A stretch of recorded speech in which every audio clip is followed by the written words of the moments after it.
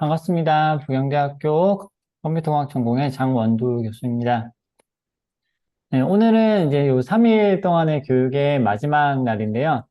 오늘은 이제 저희가 어, 이제 작년에 저희 과제의 1차 연도 때 이제 개발했던 해안 침식 시뮬레이션을 어떤 식으로 저희가 개발했고, 그리고 어떤 식으로 요 라이브러리를 사용할 수 있는지 요거까지 이제 설명을 드리도록 하겠습니다. 교육이 끝난 다음에 저희 그 코드하고 그리고 이런 부분에 있어서 필요하신 분 계시면 연락 주시면 바로바로 공유할 수 있도록 하겠습니다.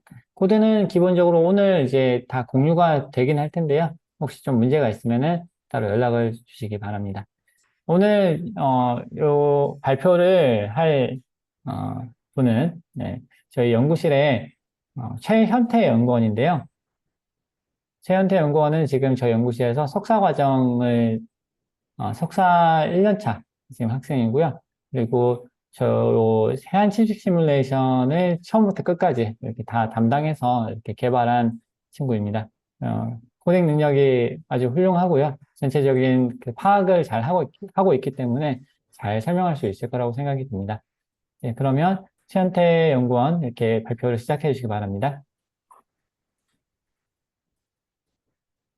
안녕하십니까.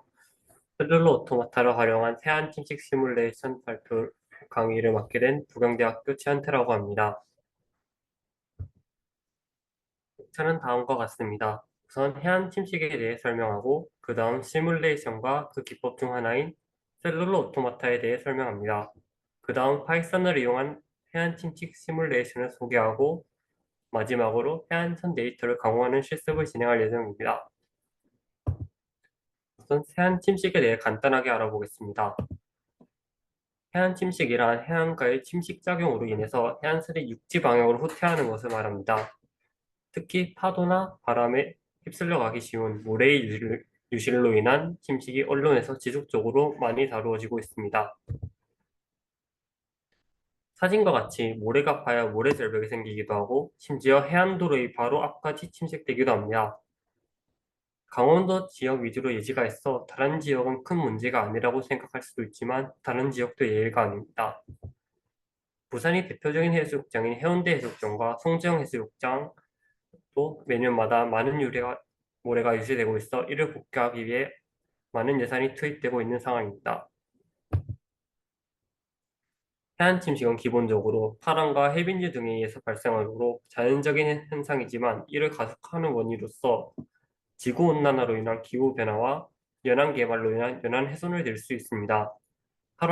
하지만 이러한 원인이 근본적인 해결은 어렵기 때문에 해안 침식의 예방 및 사후 대처에 대한 연구가 많이 수행되고 있습니다. 해안 침식에 더 효과적으로 대응하기 위해 해양수산부에서는 연안 침식 실태 조사를 수행하고 있습니다. 실태 조사 과정에서 수집되는 데이터 중 일부는 공개되는데 그 중에서 해안선 데이터가 포함됩니다. 공개되는 해안선 데이터를 활용하는 방안 중 하나로서 저희는 해안 침식을 예측하는 시뮬레이션을 개발하였습니다.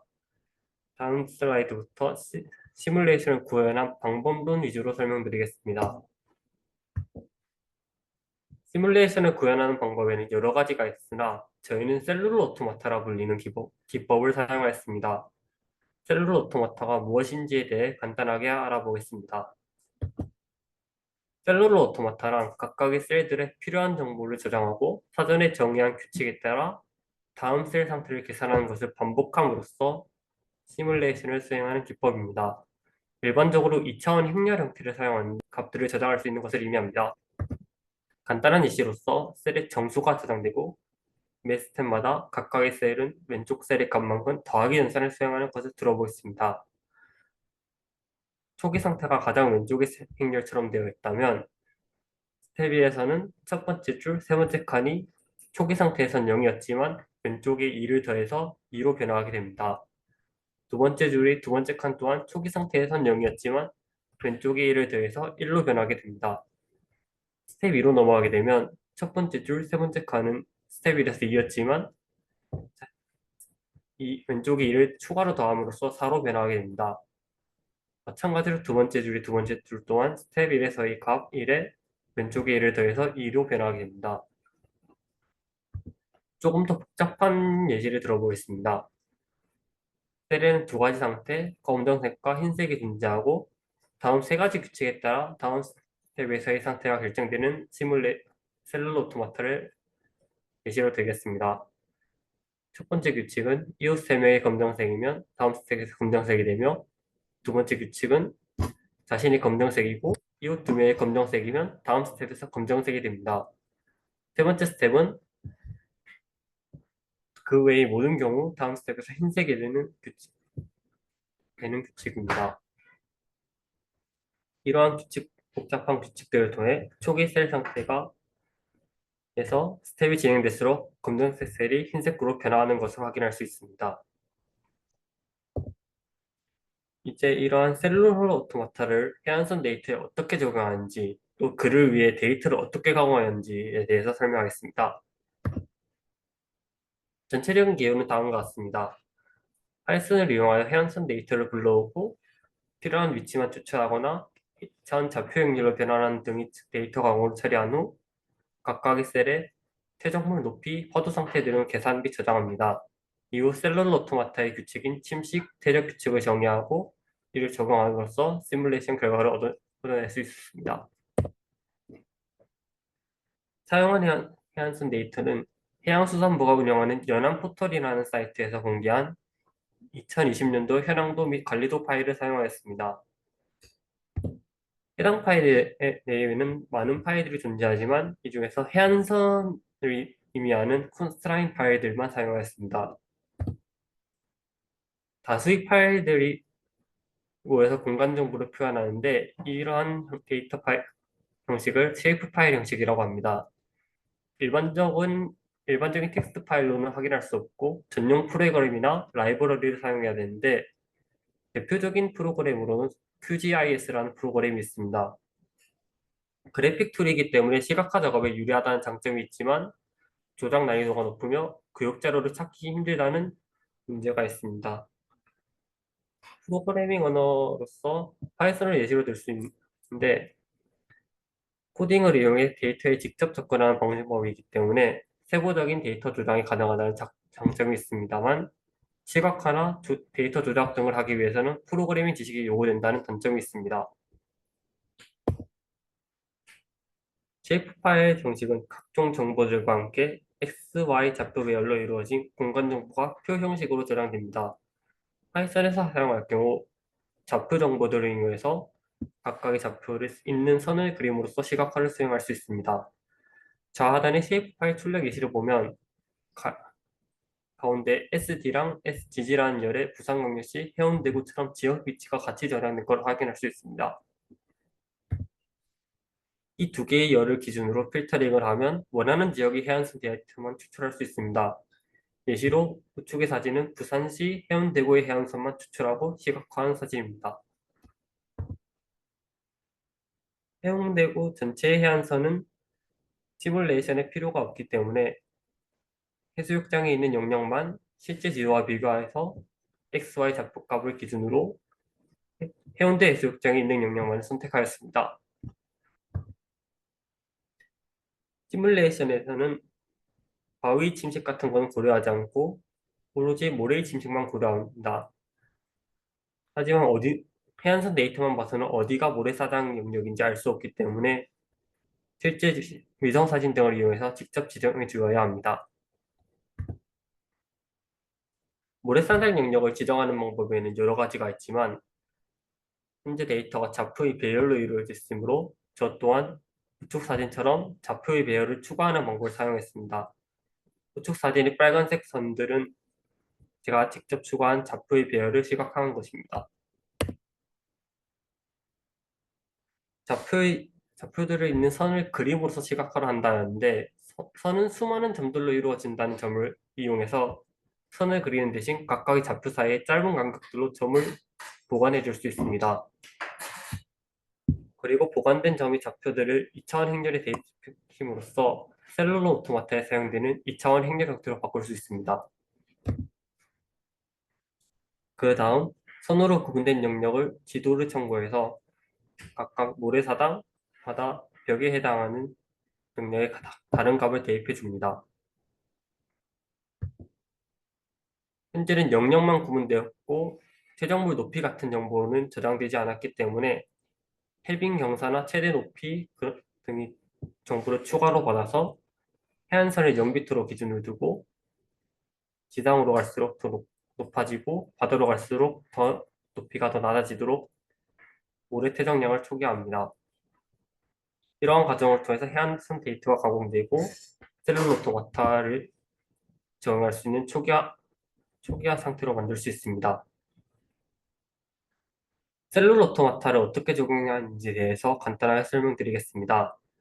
이전까지 데이터 가공 과정을 통해 초기화된 2차원 행렬에 메인 규칙과 안식과 규칙이라고 하는 두 가지 규칙을 반복하여 시뮬레이션을 수행합니다. 우선 침식 규칙을 정의하기 위해 사용한 평형 해빈 단면 개념을 이용하여 파랑 에너지 유입에 따른 해안선 변동 해석에 관한 논문을 사용했는데 이 논문에서는 연평균 파도 에너지와 적용할 파도 에너지 그리고 해빙 경사를 이용해서 해안선이 얼마나 변동한 후 수렴 상태가 될 것인지를 계산하는 관계식을 제시합니다. 저는 그 공식을 이용해서 해안선 변동거리인 델타를 구하고 그에 비례해서 셀룰 오토마타가 얼마나 침식되도록 할 것인지 배율을 결정하도록 하였습니다.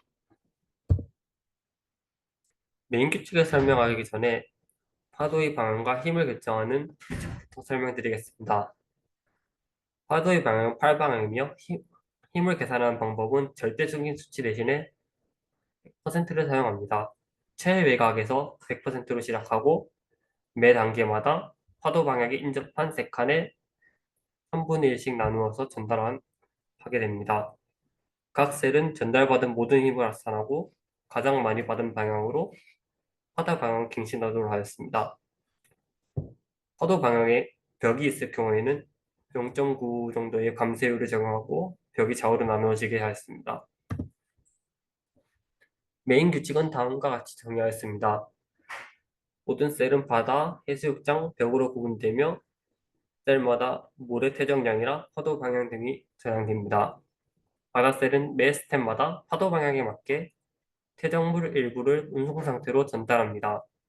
지상셀은 매 스텝마다 전달받은 운송 상태의 퇴적물을 퇴적하고 침식작용으로 인한 인접한 바다에게 퇴적물을 운송합니다.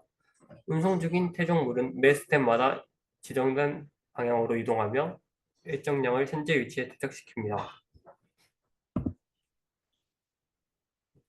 쌓이는 모래는 일정 각도 이상 높아질 수 없다는 것을 구현하기 위해서 매 스텝마다 모든 위치의 퇴적물 각도를 일정 각도 이하로 보정해주는 규칙을 추가하였습니다. 이렇게 구현한 시뮬레이션의 결과 예시로서 해운대 해수욕장의 해안선으로 만든 초기 상태 및 규칙을 200회, 400회, 600회, 800회, 1000회 적용한 사진들을 가져왔습니다.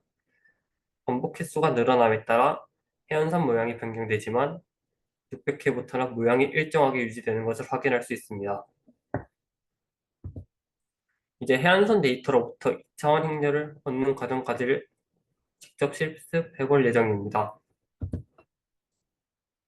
화면 상단의 주소를 인터넷 창에 접속하시면 해안 침식 시뮬레이션 코드가 공개된 사이트로 접속하실 수 있습니다.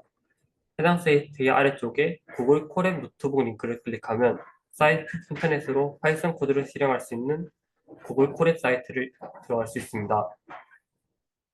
코드를 보는 것은 로그인하지 않아도 가능하지만 실행을 해보려면 구글 로그인이 필요합니다.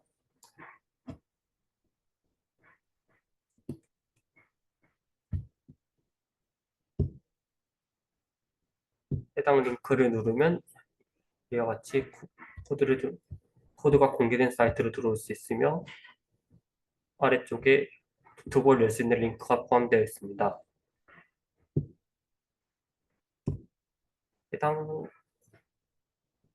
해당 링크를 들어가면 구글 콜앱이라는 사이트로 연결이 되는데 구글 콜앱은 파이썬 실행 환경을 대여해주는 서비스로 컴퓨터에 파이썬 등을 설치하지 않고도 코드를 실행해 볼 수 있게 해줍니다. 실행을 하시려면 구글 로그인을 하신 후에 각각의 블록 왼쪽에 나타나는 실행 버튼을 누름으로써 코드를 실행할 수 있습니다. 우선 첫 번째 블록이 git 클론이라 부르는 명령어를 실행하겠습니다. 해당 명령어는 방금 보여드렸던 GitHub 사이트에 있는 모든 코드와 데이터들을 다운받아서 사용할 수 있게 해줍니다.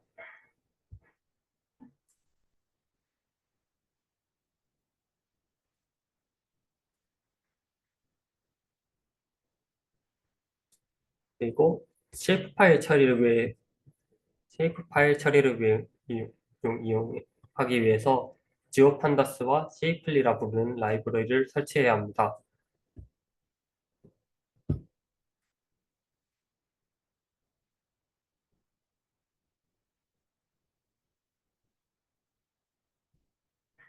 마지막으로 제가 불러온 라이브러리들을 실행하기 위해서 현재 디렉토리 위치를 변경하는 cd 명령어를 사용합니다.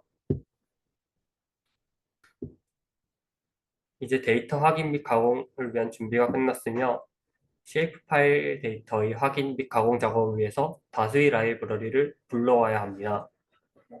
각각의 라이브러리에 대해서 간단하게 설명하면 numpy는 행렬 저장 및 행렬 연산에 특화된 라이브러리로 일반적으로 AS라는 키워드를 같이 사용해서 NP라는 약어로 바꿔서 사용합니다. 지오판다스는 쉐이프 파일 데이터를 읽어온 데이터를 표 형식으로 출력해주는 라이브러리입니다. 여기서는 편의를 위해서 GPD라는 약어를 바꿔서 사용하였습니다. 네트플롯 라이브러리는 그래프 출력에 특화된 라이브러리로 각종 시각화 작업을 위해서 사용되는 라이브러리입니다. 아래에 있는 lib로 시작하는 라이브러리들은 방금 위쪽에서 git 클론으로 받아온 코드들을 불러오는 것으로 각각 모든 코드들을 직접 구현하는 것은 난이도도 높은 데다 시간이 많이 소요되기 때문에 사전에 작성된 함수들을 사용하는 것 위주로 진행하기 위해 코드를 가져와서 불러오는 것입니다. 자세한 코드 구현이 궁금하시다면 방금 들어가신 사이트에서 라이브라는 폴더 내부에 모든 함수들이 사용되는 함수들이 구현되어 있습니다. 이제 데이터를 불러오겠습니다. 열한 포털 해안선 데이터는 관리도 데이터와 현황도 데이터가 있는데 이 실습에서는 관리도 데이터만 사용하겠습니다. 지오판다스의 리드 파일이라는 함수를 사용하면 쉐이프 파일을 읽어올 수 있습니다.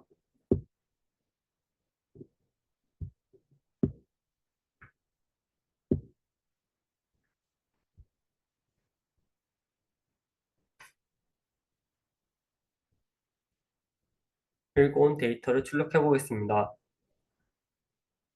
불러온 데이터를 출력하면 표 형식으로 볼 수 있으며 아까 PPT에서 보여드렸던 것처럼 SD랑 SDG라는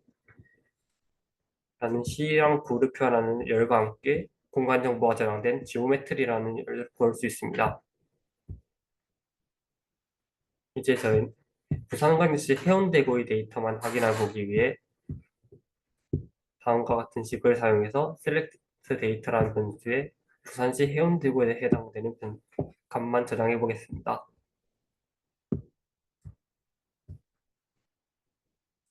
만약 다른 지역의 데이터를 선택해 보고 싶다면 여기 SD 오른쪽에 있는 부산광역시나 또는 SGG 오른쪽에 있는 해운대구의 값을 바꿔보시면 다른 위치를 선택할 수 있습니다. 예를 들어서 서구를 또 바꿔버리면 부산시 서구에 해당되는 데이터만 선택됩니다.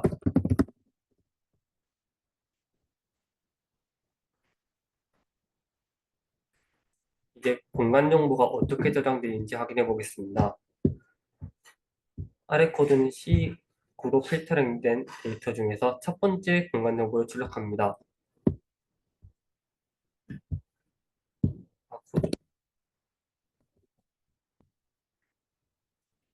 코드를 보시면 각각 X좌표, Y좌표가 번갈아 가면서 출력되는 것을 확인할 수 있습니다. 이러한 것을 2차원 배열 형태로 바꾼 후 각 좌표로 있는 선을 그림으로써 시각화를 수행할 수 있습니다. 그를 위해서 우선 지오메트리 내부의 콜드스라는 속성에 접근을 하시면 좌표값을 얻을 수 있으며 해당 좌표를 넘파이를 이용해서 2차원 배열로 변환하겠습니다.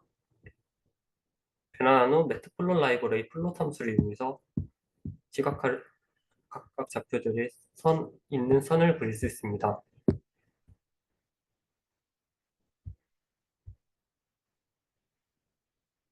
이것은 첫 번째 행에 대해서만 시각화를 한 것이기 때문에 해안선 모양이 출력되지 않습니다.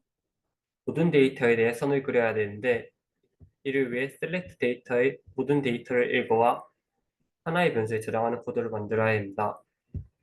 이를 직접 구현하는 것은 설명이 매우 어렵기 때문에 사전에 제가 작성해 놓았으며 이 코드를 실행하면 geos라는 변수 안에 모든 데이터가 저장이 됩니다.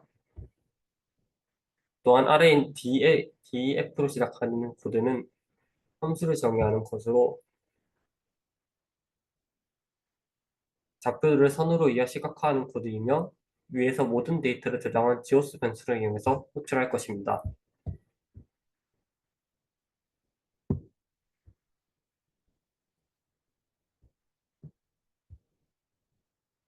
해운대구의 해안선이 출력되었음을 확인할 수 있습니다. X축과 Y축에 1, 2, 6이라는 값이 표기되는데 이건 숫자가 너무 크기 때문에 표시되는 X축과 Y축에 표시되는 값을 작게 만들기 위해 사용됩니다. 1이 6은 10의 6제곱이라는 뜻으로 실제 값을 얻으려면 각각의 소수 값에 1, 10의 6제곱을 곱해야 실제 저장된 데이터 값을 얻을 수 있습니다. 출력된 해안선을 구글 위성 지도와 비교해 보면 해운대 해수욕장에 해당하는 위치는 X축은 1.15에서 1.1525 정도이고 Y축은 1.1687 정도 이하인 구간을 보완해야만 해운대를 얻을 수 있는 것을 유추할 수 있습니다. 해당 영역을 기준으로 좌표 범위를 벗어날 경우 자르는 코드를 사전에 정리해 두었으며 이 코드를 통해서 해운대 위치의 해안사만 출력할 수 있습니다. 만약에 위쪽에 있는 X레인지나 Y레인지 값을 바꾸시면 출력되는 범위가 바뀌게 됩니다. 이제 모래사장 영역을 지정을 해야 되는데 PPT에서는 좌표의 배열을 초과해서 선처럼 그려서 표현했다 합니다. 하였습니다. 그를 위해서 선을 추가할 것인데 우선 전 어드라인이라는 변수에 각각 한 개의 선을 뜻하는 2차원 넘파이 배열을 추가합니다. 추가한 선은 빨간색으로 출력하도록 하여 시각화해 보면 다음과 같이 출력이 됩니다. 이제 빨간색 선 왼쪽과 끝점과 끝점에서 각각 아래쪽으로 직선을 그어서 해안선 모래사장 영역을 구분할 생각입니다. 그를 위해 동일한 코드에 선만 두 개를 추가해서 실행을 하면 영역이 나눠지는 것을 확인할 수 있습니다. 물론 선이 완벽하게 이어지진 않았습니다만 이는 다른 방법을 통해 해결할 예정입니다.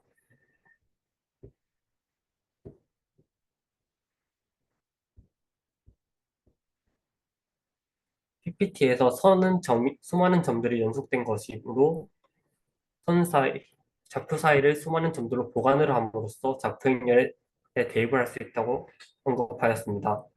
이를 위해서 먼저 각각의 좌표 사이를 수많은 점들로 추가해서 보관을 하는 작업이 필요한데 이는 코드로 구현하면 매우 길어지기 때문에 사전에 정의한 함수를 사용해서 바로 수행할 예정입니다.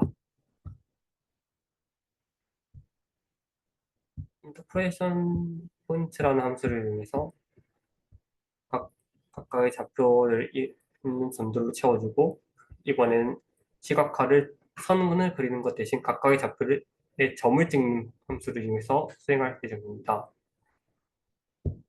매트플롯 라이브러리 스케이터라는 함수는 선을 각각 입력값으로 받은 좌표들을 해당되는 좌표에 점을 찍어주는 함수로 실행해 보시면 위와 같이 점으로 잘 보관되어 있음을 확인할 수 있습니다.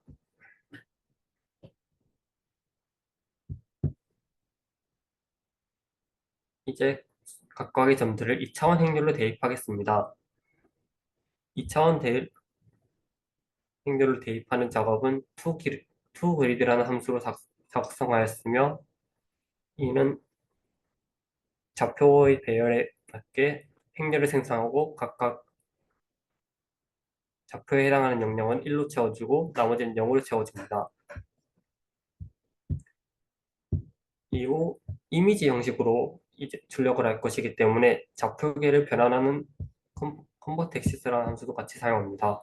그래서 좌표계가 무엇이냐 하면 데이터가 저장하거나 표현할 때 X, Y축의 순서나 방향 같은 것을 정의한 것을 알 수 있습니다. 지금까지는 데이터의 첫 번째 축이 X이고 두 번째 축이 Y였으나, 이미지 형식으로 표현하기 위해서는 첫 번째 형식이 Y가 되어야 되고 두 번째 축이 X가 되어야 되기 때문에 이를 변환해 주는 것입니다. 마지막 축은 0에 해당되는 영역은 흰색, 1에 해당되는 영역은 검은색으로 출력해 이미지를 만들어 줍니다. 수많은 점들이 좌표 행렬로 대입되어서 출력된 것을 확인할 수 있습니다. 이제 2차원 행렬에서 각 영역을 구분한 후 영역별로 다른 색깔로 시각해 보겠습니다. 영역을 구분하는 방법은 그림판의 페인트 기능처럼 손으로 막히지 않은 이상 모두 같은 영역을 판정하게 합니다. 같은 영역의 경우 같은 값이 되도록 코드를 작성했으며, 영역을 확인하기 위해 쓴 알고리즘은 BFS입니다. 자세한 내용을 알고 싶으시면 첨부된 링크를 들어가 보실 수 있습니다.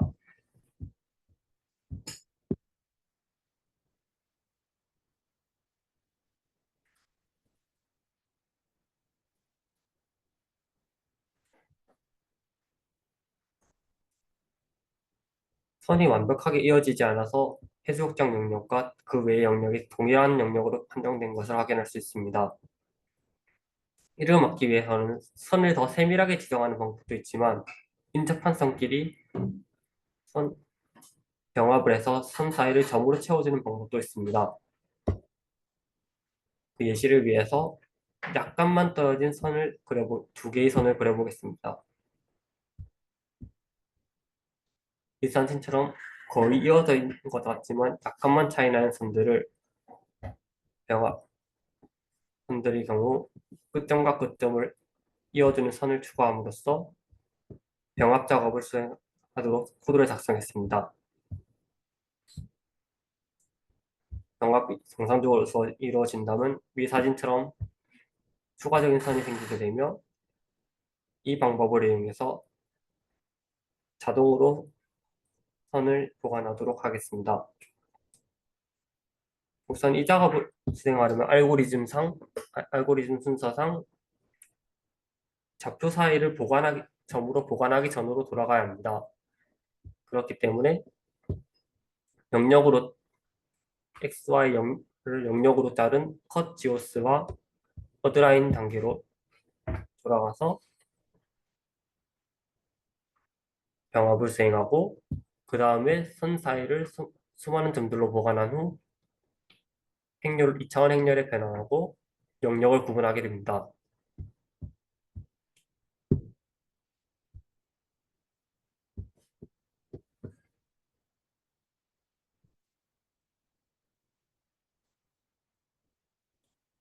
이 모든 과정을 다시 수행하면 모래사장 영역이 빨간색으로 잘 구분됨을 확인할 수 있습니다. 물론 바다 쪽에서 왼쪽과 오른쪽이 나눠지는 문제가 있습니다만 실제 위성지도에서 왼쪽 부분은 모래가 전혀 없는 부분이기 때문에 여기서는 무시하도록 하겠습니다. 영역이 구분되었으므로 모래사장과 바다 그리고 벽오래 행렬을 구분하겠습니다. 구분을 하기 위해서 벽은 2, 바다는 1, 모래사장은 0으로 저장되는 2차원 행렬을 만들 것인데 여기서는 벽이 모든 위치를 찾기는 힘들기 때문에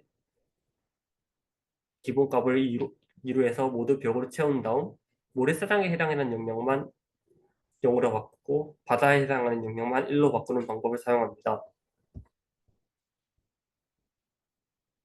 numpy 1, numpy 함수를 이용해서 기본값이 2인 2차원 행렬을 생성하고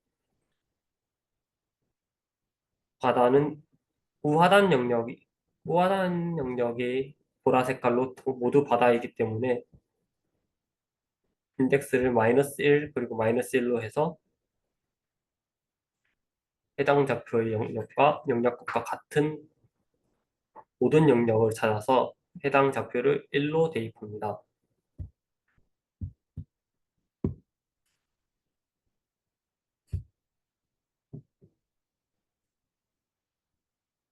이제 모래사장 영역을 찾을 것인데 이 사진에서 모래사장에 해당하는 빨간색 영역은 y가 약 400이고 x값이 약 1000인 것을 확인할 수 있습니다. 따라서 영역 사진에서 해당 좌표와 같은 영역값을 가진 모든 좌표를 0으로 대입합니다.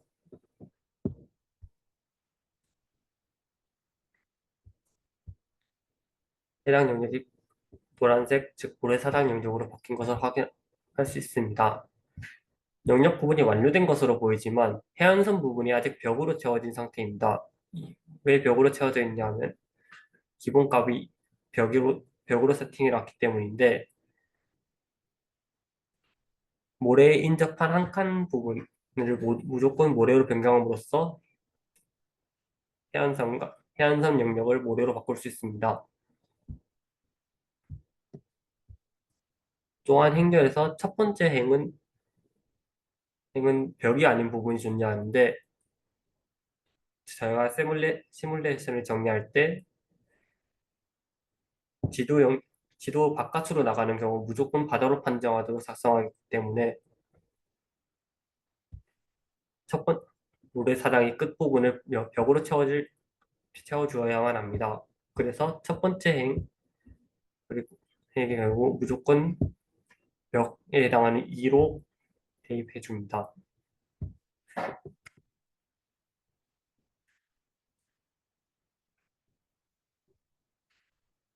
큰 차이가 없는 것 같습니다만 해안선 영역 이제 모래사장과 바다가 잘 이어지게 되었습니다. 현재까지 처리 결과를 저장하기 위해서는 numpy save 함수를 사용할 수 있습니다.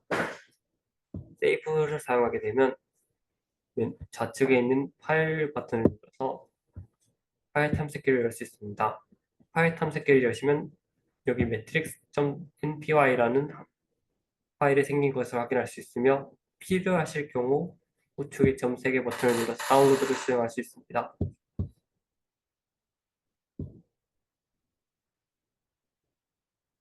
아래 주석은 PPT에서 보여드렸던 예시에 사용한 XY 범위와 선을 정리한 방법입니다.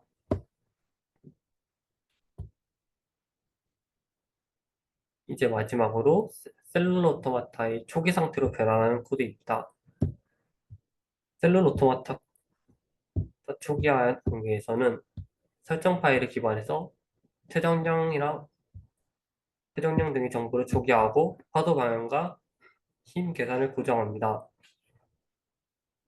파도의 경우 셀룰 오토마타 단계에 해당하기 때문에 셀룰 오토마타 도중 실시간으로 계산을 해야 하는 것이 올바르지만 실행 시간을 절약하기 위해서 사전에 계산 후 고정하는 방식을 사용합니다.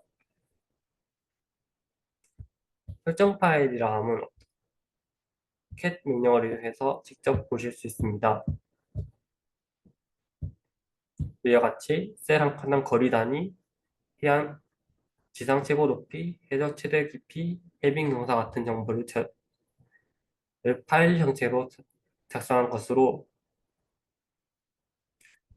해당 파일 값들을 이용해서 평형 해빙 단면에 사용된 델타 값이나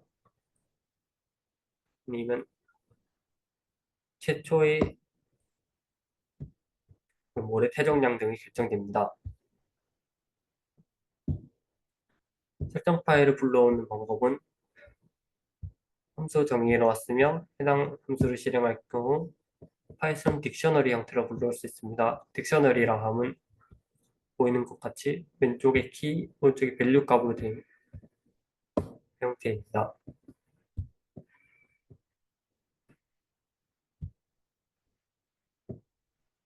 기존의 정수 타입으로는 다양한 정보를 저장하기 어렵기 때문에 행렬의 자용을 딕셔너리 타입으로 변환해서 최정량, 퍼도 등의 정보를 저장해야 합니다.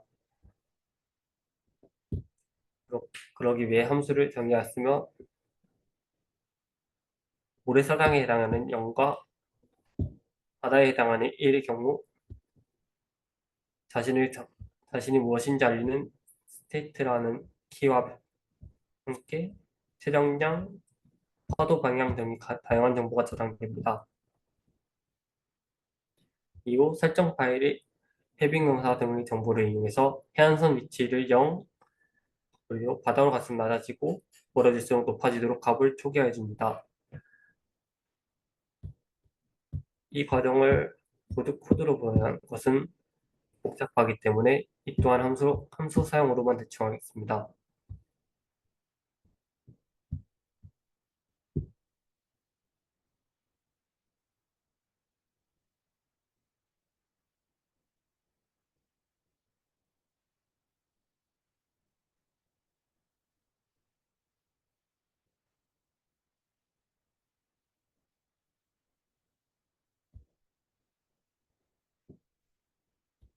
이와 같이 해안선 높이에 따라서 출력되는 색깔이 약간 달라졌음을 확인할 수 있습니다.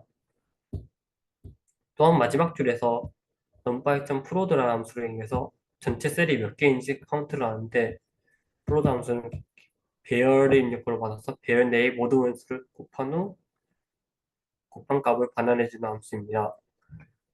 또한 뒤에 있는 initted 매트리스는 행렬이 실제 행렬이고 쉐이프는 X축의 길이와 Y축의 길이가 배열로 저장되어 있는 속성입니다. 셀룰러 오토마타에서 매 스텝마다 약 320만 개의 셀을 순회하는 것은 매우 비효율적입니다. 그러므로 연산 시간을 좀 줄이기 위해서 가로와 세로를 각각 1분의 2로 줄여서 실제로 셀 개수를 약 4분의 1로 줄여보겠습니다.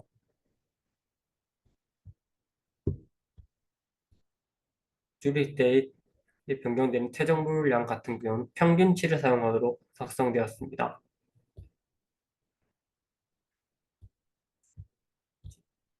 이 함수를 수행함으로써 약 320만 개였던 셀 개수가 약 80만 개로 줄어든 걸 확인할 수 있습니다.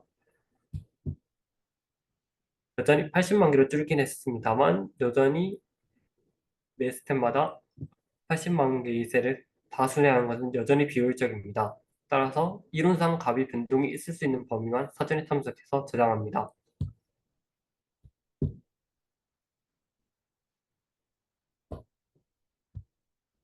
핑크색으로 표시된 영역이 이론상 값이 변동이 있을 수 있는 범위이며 이는 셀룰 오토마타를 실행함에 따라서 변화할 수 있습니다. 화도 방향 및 가중치 초기화는 PPT에서 언급드렸다시피 방향은 8방향 중 하나로 정의되며 각각의 셀은 파도 가중치가 있고 최외각은 100%로 시작합니다. 해당되는 방향과 그 양옆에 각각 자신의 가중치를 3분의 1 해서 보내며 진행 방향에 벽이 있을 경우에는 그 양옆으로 분산됩니다. 파도 방향은 최외 외곽을 제외하고는 이웃셀로부터 가장 많은 가중치를 받는 방향으로 계속해서 갱신됩니다. 하지만 이 예제에서 파도 방향 및 가중치 소개하는 수행하지 않습니다. 왜냐하면 실행시키는데 약 2시간에서 3시간 정도가 소요되기 때문이고 사전에 수행한 결과물이 GitHub 코드 내부에 포함되어 있어서 수행하지 않고도 셀룰 오토마타를 실행할 수 있기 때문입니다. 셀룰 오토마타를 실행하기 위해서는 초기화 완료된 데이터를 불러와야 합니다. 사전에 안내된 데이터를 불러올 것이기 때문에 위에서 작업된 예시와는 약간 다를 수 있습니다. 불러온 데이터를 시각화하면 아래의 그림과 같으며 파도 가중치가 초기화가 어떻게 되었는지를 출력해 보겠습니다. 100%에 가까울수록 빨간색으로 표기가 되며 0%에 가까울수록 파란색으로 출력이 됩니다. 이 그림에선 우측 상단에 방파제가 추가되어 있는데 방파제의 영향을 받은 위쪽 상단만 이쪽 상단은 가중치가 낮게 잡힌 걸 확인할 수 있습니다. 셀룰 오토마타 규칙은 PPT에서 말씀드렸다시피 크게 기본 규칙과 안식과 규칙으로 나뉩니다. 벽은 아무런 상호작용을 하지 않고 지도체의 갈새들은 지도바퀴 영역이 바다라고 가정하며 바다셀은 자신이 파도 방향 쪽이 모든 이웃에게 가중치에 비례한 태정도를 운송시킵니다. 지상셀은 이웃한 바다에게서 파도 가중치를 받고 있을 경우 바다 방향으로 태정물을 운송시킵니다. 지상셀은 이웃한 바다에게서 전달받은 모든 퇴적물을 퇴적시킵니다. 운송 중인 퇴적물들은 처음 정해진 방향으로만 이동합니다. 운송 중인 퇴적물들은 이동할 때마다 일정 부를 퇴적시키는데 이때 최소 퇴적력이 정해져 있습니다. 안식각 규칙은 인접한 퇴적물 모래가 일정 각도 이상 차이나지 않도록 하는 규칙으로서 모든, 모든 셀에 대해서 이웃셀과의 각도를 계산하고 일정 각도를 초과할 경우 가장 차이가 큰 이웃셀에게 퇴적물의 일부를 전달합니다. 이 내용을 모든 이웃셀과의 각도 차이가 일정 각도 이하가 될 때까지 반복하며 한 번이라도 반복했을 경우 반복이 있었던 모든 세들에 대해서 한 번 더 수행하게 됩니다. 그렇게 하면 무한히 반복하다가 가피 변동이 더 이상 없어지면 안식각 규칙은 종료됩니다. 이를 구현한 코드는 아래에 있는 링크에서 확인할 수 있으며 기본 규칙은 룰 메인 함수에 있고 안식각 규칙은 룰 토플링 함수로 정의되었습니다.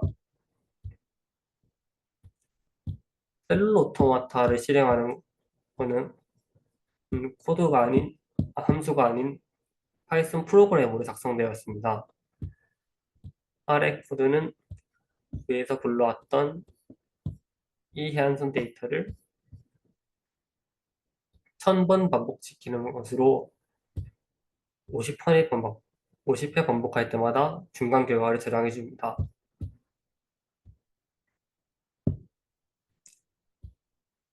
실행을 하면 돌아가는 걸 확인할 수 있습니다만 예상 소요 시간이 약 5시간이기 때문에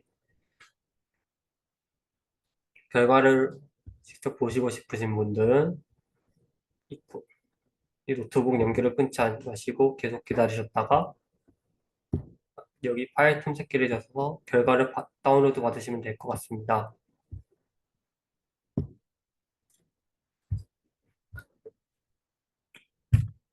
해안 침식, 셀룰로 오토마타를 활용한 해안 침식 시뮬레이션의 강의를 맡은 최현태였습니다. 경청해 주셔서 고맙습니다. 네, 긴 시간 이렇게 강의해 주시고, 그리고 또 참석해 주셔서 이제 1시간 동안 열심히 또 강의를 이렇게 경청해 주신 여러분들께 감사를 드립니다. 이제, 이것으로 이제 총 3일 동안에 저희 이제 연안 빅데이터 관련되어 있는 교육을 모두 마치려고 하는데요.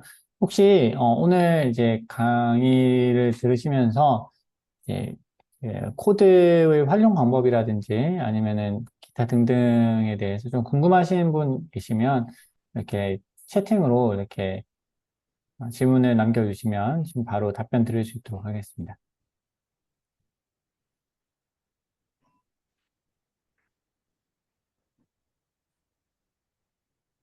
네, 아무도 질문이 지금 없으신 것 같아서요. 그러면 이제 혹시 나중에라도 질문이 있으신 분은 저희 쪽으로 메일이나 이제 연락을 주시면 이렇게 답변을 성실히 들을 수 있도록 하겠습니다. 3일 동안 긴 시간 정말 수고 많으셨고요. 이렇게 또 다음번 저희 또 기회 될 때 이렇게 뵙도록 하겠습니다. 감사합니다.